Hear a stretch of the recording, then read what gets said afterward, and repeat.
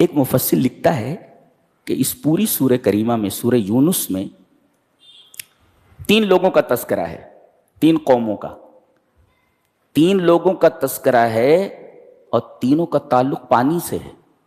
جی، حضرت نوح علیہ السلام کا تذکرہ ہے، ان کی پوری قوم پانی میں ڈبو دی گئی، ایک پانی سے ہلاک کر دی گئی۔ اور دوسری قوم کا تذکرہ کیا؟ قوم موسیٰ، فرعون کا، اس کو بھی بحر احمر میں ڈبو دیا گیا، اس کا تعلق بھی پانی سے ہے۔ اور حضرت کو پانی ہی نہیں بلکہ پانی میں چلنے والی چیز کے اندر ڈال دیا گیا ہے، ان کو، اس کو کیا بولتے ہیں، سب میرین کے اندر ڈال دیا گیا ان کو، سب میرین میں، جی، جو پانی کے اندر چلتی ہے، پیٹ میں چلے گئے۔ ان کا تعلق بھی پانی سے ہے۔ دونوں تو نہیں بچے، کون؟ قوم موسیٰ اور قوم نوح، یہ بچ گئے۔ اسی وجہ سے اس سورہ کریمہ کا نام سورہ یونس۔ کیوں؟ اس لیے کہ 2 تو بچے نہیں، تیسرا جو بچ گیا وہ افضل۔ کیوں بچا؟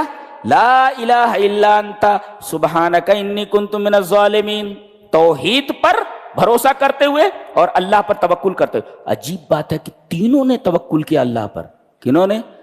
حضرت نوح نے کہا علیہ توکلت، آگے ہے، اور موسیٰ نے کہا فعلیہ توکلوا، اس کے اوپر توکل کرو، اور انہوں نے تو مچھلی کے پیٹ میں اللہ ہی پر توکل کیا، وہاں اور کون تھا؟ لہذا اللہ پر توکل یہ بہت ضروری ہے، بہت ضروری ہے۔ جن لوگوں نے توکل کیا وہ بچ گئے، نوح علیہ السلام اور ان کے ساتھی بچ گئے توکل کرنے میں، موسیٰ علیہ السلام ان کے ساتھی بچ گئے، باقی سب ہلاک کر دیے گئے، اور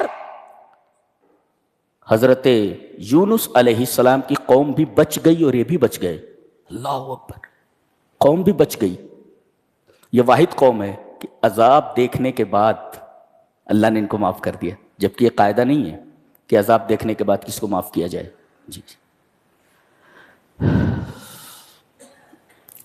تینوں کا تعلق پانی سے، اور 3 لوگوں نے توکل کیا۔ گویا کہ پانی مصدر نجات بھی ہے اور مصدر ہلاکت بھی ہے، دونوں ہے۔ حضرت یونس علیہ السلام بچا لیے گئے، اسی وجہ سے اس کا نام سورہ یونس رکھا گیا ہے۔ جی، یہ جب نکل پڑے بستی سے، کیونکہ اللہ کے حکم کی نافرمانی تھی، لہذا مچھلی کے پیٹ میں بطور سزا ان کو ڈال دیا گیا، اور اللہ نے فرمایا بڑی شان کے ساتھ، اگر یہ تسبیح بیان نہ کرتا میری، کہاں فلولا انہ کان من المسبحین، اگر وہ تسبیح بیان کرنے والوں میں نہ ہوتا تو للبث فی بطنہ الی یوم یبعثون، تو قیامت تک اٹھائے جانے تک مچھلی کو بھی میں زندہ رکھتا ہوں، اس کو بھی زندہ رکھتا ہوں۔ کیا بات ہے، مچھلی سمندر میں، رب کی نگاہ میں مچھلی کون سی ہے؟ میں اس کو بھی زندہ رکھتا ہوں، اس کو بھی زندہ رکھتا ہوں۔ جہاں نہ ہوا ہے، نہ پانی ہے، نہ آکسیجن ہے، کیسے زندہ رکھ رہا ہے رب تعالیٰ؟ اللہ، کیا قدرت اللہ! تو بولیے علیہ توکلت، اللہ توکلنا، ہم نے اللہ تبارک و تعالیٰ پر توکل کیا۔ جی، تو ان کو سزا دی گئی نافرمانی کی۔ نکلے کیوں؟ میری اجازت کے بغیر، اور جب نکلے تو دھمکی دے کر نکلے تھے کہ اللہ کا عذاب آنے والا ہے۔ جیسے ہی یہ بستی سے نکلے، تمام بستی والے جمع ہو گئے، کہا کہ یہ نبی ہے اور عذاب آیا ہی چاہتا ہے۔ تمام بستی والے اپنے بچوں کو لے کر، اپنے جانوروں کو لے کر میدان میں جمع ہو گئے، اور زارو قطار اللہ سے رونے لگے۔ ہمارے رب بہت بڑی غلطی ہو گئی، ہم نے نبی کی قدر نہیں کی، میرے رب ہمیں عذاب سے ہلاک نہ کرنا۔ عذاب ان کے سروں پر آ گیا تھا، عذاب سروں پر آ گیا تھا، اور ان کی اس توبہ کی وجہ سے، رجوع اللہ کی وجہ سے عذاب کو ہٹا دیا گیا۔ اللہ، لہذا عذاب سے بچنا ہے تو توبہ، استغفار اور اللہ تبارک و تعالیٰ پر توکل کو لازم پکڑو۔ یہ حضرت یونس علیہ السلام کے واقعے سے معلوم ہوا۔ جی، وہیں پر تذکرہ ہے ایک بدماش کا، فرعون کا، بہت بڑا لشکر لے کر کے چلا تھا۔ حضرت موسیٰ علیہ السلام راتوں رات نکلے تھے بنی اسرائیل کو لے کے، سامنے بحر احمر ہے، کوئی کشتی نہیں، کچھ نہیں، پار کیسے جائیں؟ سامنے ایک لشکر جرار ہے فرعون کی قیادت میں۔ قال اصحاب موسیٰ انا لمدرکون، موسیٰ کے ساتھیوں نے کہا ہے موسیٰ کہاں لا کر پھنسا دیا تم نے، پکڑ لیے گئے ہم۔ قال کلا ان معی ربی سیہدین، یہ نبی کا توکل ہوتا ہے اللہ پر، بولے ہرگز نہیں، ان معی ربی سیہدین، میرا رب میرے ساتھ ہے، وہ راستہ نکالتا ہے۔ حکم ہوا اب بچنا ہے تو اب اپنا عصا پانی کے اوپر مارو. ڈنڈا کہاں ہے پانی کہاں ہے؟ کوئی نسبت ہے دونوں میں؟ ڈنڈا مارو آپ، پانی پھٹتا کیا؟ معجزہ مکمل اللہ کی طرف سے ہوتا ہے، لیکن معجزے کے ظہور سے پہلے جس کے ہاتھ پر معجزہ ظاہر کرنا، اس سے کچھ کام کروایا جاتا ہے. کتنا کر سکتا ہے تو؟ کم سے کم ڈنڈا پانی پر مار سکتا ہے نا، تو جتنا کر سکتا ہے اتنا کر. یہ کرنا ہے تمہیں، تعطیل اسباب اختیار کرو، جتنا کر سکتے ہو کرو جی. اس کے بعد راستہ کھولنا ہمارا کام ہے. ڈنڈا تو مار، راستہ ہم کھولتے ہیں. ڈنڈا مارا گیا، عصا مارتے ہی دریا پھٹ گیا. اور پانی کی خصوصیت سیلان ہے، بہنا ہے.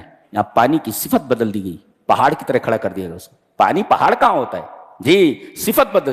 ارے وہ آگ کو ٹھنڈا کر سکتا ہے تو پانی کو پہاڑ کیوں نہیں بنا سکتا؟ اس کے ہاتھ میں تو پورے کائنات کی باغ ڈور ہے. جو حکم دے دے، مچھلی کو حکم دے دے تکلیف نہیں ہونا چاہیے، تکلیف نہیں پہنچانا. آگ کو حکم دے ٹھنڈی.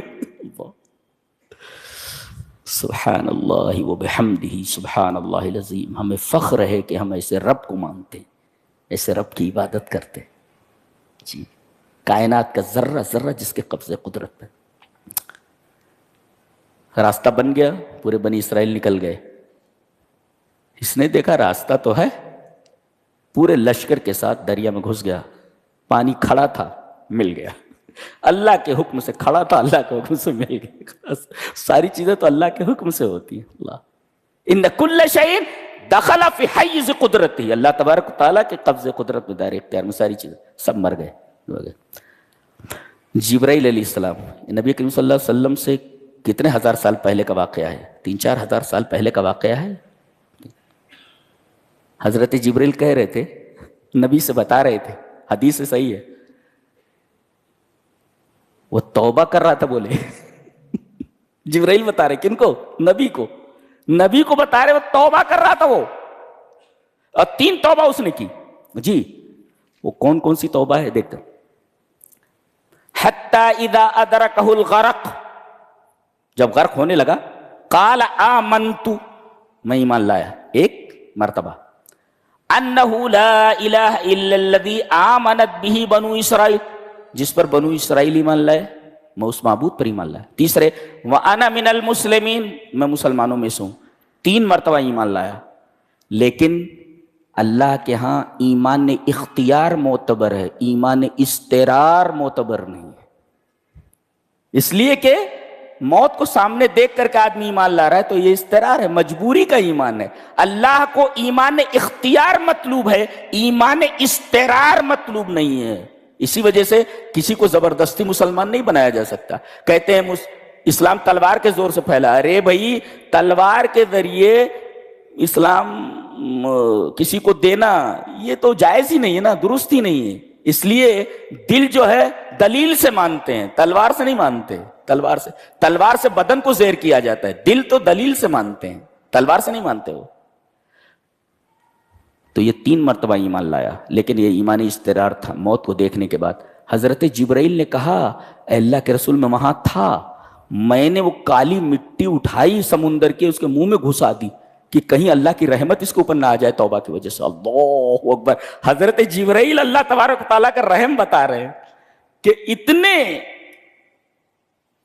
عجیب و غریب آدمی اور اتنا اللہ کے نافرمان کے اوپر بھی اللہ کی رحمت ہو سکتی، اور ایسے وقت میں جبکہ پوری زندگی اس کی اللہ کی نافرمانی میں گزری ہے، ظلم و ستم کے ساتھ گزری. کہہ رہے کہ میں نے کالی مٹی لے کر اس کے منہ میں ٹھونسنا شروع کر دیا کہ کہیں اس کے توبہ کے اوپر اللہ کی رحمت شامل حال نہ ہو جائے اور اللہ اس کو بخش نہ دے. اللہ کی رحمت کا اندازہ کیجیے. سبحان اللہ.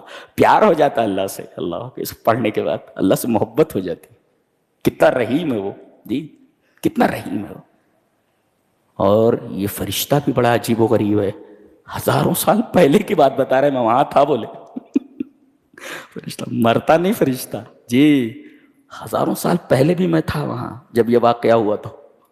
اور اب میں بتا رہا ہوں، آئی وٹنس ہوں میں تو منہ میں گھسیڑ لاتا ہے اس کے. ہزاروں سال پہلے کا واقعہ نبی سے بیان کر رہا ہے. کون؟ جبرائیل. فرشتے بھی عجیب ہے نہیں؟ عجیب ہے فرشتے. اللہ نے فرمایا کہ فَالْيَوْمَ نُنَجِّيكَ بِبَدَنِكَ لِتَكُونَ لِمَنْ خَلْفَكَ آیَةً، آج ہم تیرے بدن کے ساتھ تجھے نجات دے دیں گے تاکہ آنے والوں کے لیے تو نشانی بن جائے۔ بعض لوگ کہتے ہیں کہ اس کی لاش کیریو کے میوزیم میں موجود ہے، لیکن تحقیق نہیں ہے، یہ تحقیقی طور پر نہیں کہہ سکتے کہ وہی لاش ہے، فرعون کی ہے۔ جی، اس میں سب سے بہترین بات ابن کثیر نے لکھی ہے۔ ابن کثیر نے لکھا ہے کہ ان بعض بنی اسرائیل شکوا فی موتہ، یا فی موت فرعون، فرعون کی موت پر بعد بنی اسرائیل کو شک ہوا، مرا کہ نہیں مرا، زندہ ہے کیا؟ اب زندگی میں تو ظلم و ستم کیا، تو ارے مر گیا کہ زندہ ہے؟ تو اللہ تبارک و تعالیٰ نے فامر البحر، اللہ تبارک و تعالیٰ نے دریا کو حکم دیا ان یلقیہ، اس کو اٹھا کر کے باہر پھینک دے، الا نجوۃ من الارض، نجوۃ من الارض ای المرتفع من الارض، ایک اونچائی کے اوپر جسے جبل فرعون کہا جاتا ہے، وہاں پر پھینک دے لے جا کر۔ پانی نے اس کو اٹھا کر کے پھینک دیا، مرا ہوا تھا، روح نہیں تھی۔ بنی اسرائیل نے دیکھ لیا، لیتحققوا موتہ وہلاکہ، تاکہ لوگوں کو یقین ہو جائے کہ یہ مر چکا، ہلاک ہو چکا ہے، بس اتنا ہی کافی ہے۔ بقیہ وہ کیریوں میں اسی جو ہے فرعون کی لاش ہے یا کیا ہے، تحقیقی طور پر نہیں کہا جا سکتا۔ پروفیسر عبد المومن کی ایک بک میں نے پڑھی، وہ ڈاؤن لوڈ کر کے آپ پڑھ سکتے ہیں، پروفیسر عبد المومن قصہ فرعون و موسیٰ، چھوٹی سی کتاب ہے، 40-50 صفحے کی، آپ پڑھیے، اچھی تحقیق ہے اس کے اندر، شروع سے آخر تک پڑھیے، اردو میں ہے۔ کون ہے رائٹر اس کے؟ پروفیسر عبد المومن، تحقیق کی انہوں نے، اور کتاب کا نام ہے قصہ فرعون و موسیٰ، اردو میں ہے، ڈاؤن لوڈ کر کے پڑھ لیں، اچھی کتاب ہے، میری نظر سے گزر چکی ہے، تحقیق ہے، وقت نہیں تو تفصیل بتاتا میں۔ اس کے بعد بتایا گیا کہ اس سورہ کریمہ کی سب سے بہترین آیت کون سی ہے؟ جی بتایا گیا یہ آیت ہے، کون سی؟ وَلَا تَدْعُ مِن دُونِ اللَّهِ مَا لَا يَنفَعُكَ وَلَا يَضُرُّكَ، سورہ یونس کی سب سے بہترین آیت کون سی ہے؟ کہا کہ یہ آیت ہے، اپنے نبی کو خطاب کر کے نبی نے، اللہ نے فرمایا اللہ کے علاوہ جو چیز نہ نفع دے نہ نقصان پہنچائے اس کی عبادت مت کرو۔ فَإِن فَعَلْتَ، اے میرے حبیب اگر آپ بھی ایسا کریں، فَإِنَّكَ إِذًا مِّنَ الظَّالِمِينَ، تو آپ بھی ظالم ہیں۔ بتائیے، اشرف المخلوقین ہیں آپ، تمام مخلوقات میں سب سے اشرف ہیں آپ، نبی کریم صلی اللہ علیہ وسلم، آپ سے زیادہ اشرف کوئی ہے ہی نہیں۔ آپ بھی اگر یہ حرکت کریں گے شرک، تو ہم آپ کو بھی نہیں چھوڑیں گے، آپ بھی ظالم ہو جائیں گے، آپ بھی ظالم ہو جائیں گے۔ یہ سب سے عجیب و غریب آیت ہے۔ یہ رہا 11ویں پارے کا خلاصہ۔ اللہ ہمیں نیک عمل اور اچھی سمجھ کی توفیق عطا فرمائے۔ وآخر دعوانا الحمدللہ۔